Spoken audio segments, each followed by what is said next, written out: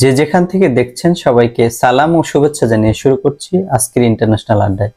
আজকে আমরা কথা বলবো একটা গুরুত্বপূর্ণ আন্তর্জাতিক নিউজ নিয়ে, যেটি হচ্ছে যে ইয়েমেনের আনসারুল্লাহ ইসরায়েলের বেন গুরিয়ন বিমানবন্দরকে লক্ষ্য করে একটি ক্ষেপণাস্ত্র নিক্ষেপ করে এবং সেটি ইসরায়েলের 4 ধরনের অ্যান্টি ক্ষেপণাস্ত্র ব্যবস্থা ভেদ করে সেটি কিন্তু লক্ষ্যে পৌঁছায় এবং বেন গুরিয়ন বিমানবন্দরের রানওয়েতে গিয়ে সেটি আঘাত করে এবং সেটি কিন্তু সম্পূর্ণরূপে ইসরায়েলি প্রতিরক্ষা ব্যবস্থা ব্যর্থ হয় আটকাতে, এবং যার কারণে রানওয়েতে একটি 25 মিটার দীর্ঘ একটি হোল তৈরি হয় এবং যাত্রীদের মধ্যে একটি ছুটোছুটি হুড়োহুড়ি তৈরি হয় এবং প্রায় 30 লক্ষেরও অধিক মানুষ সাইরেনের শব্দে শেল্টারে যেতে বাধ্য হয়।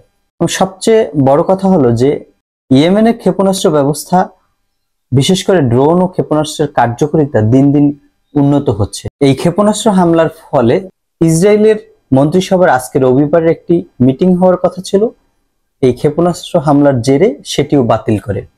তাছাড়াও বেলজিয়াম ভিত্তিক যে বিমান সংস্থাগুলো রয়েছে তারা ইসরায়েলগামী সব ধরনের ফ্লাইট বাতিল করে দেয়।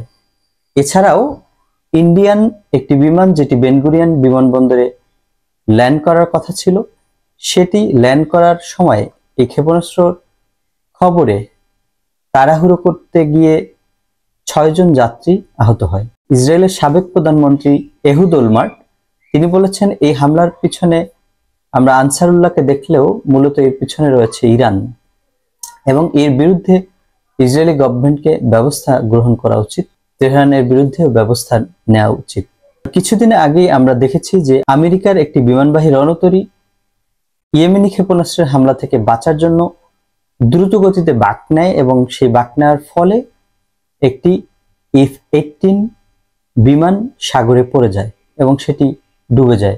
ইয়েমেনের আনসারুল্লাহর সক্ষমতা দিন দিন বেড়েই চলছে, যেটি ইসরায়েলের জন্য অত্যন্ত ভয়ের কারণ হয়ে দাঁড়িয়েছে।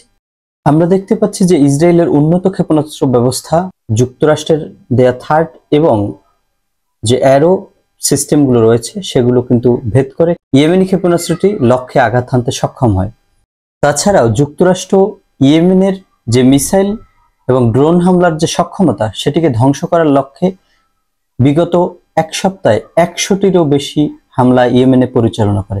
তারপরেও কিন্তু যুক্তরাষ্ট্র এবং ব্রিটেন ইয়েমেনের যে সেই সক্ষমতা সেটি কিন্তু মোটেই ভাঙতে পারেনি বা সেখান থেকে ইয়েমেনকে নিবৃত করতে পারেনি এবং ইয়েমেন তার সক্ষমতা অটুট রেখেছে এবং ইসরায়েল এবং লোহিত সাগর দিয়ে ইসরায়েল এবং যুক্তরাষ্ট্র ও ব্রিটেনের যে জাহাজগুলো রয়েছে সেগুলোকে প্রতিহত করে যাচ্ছে।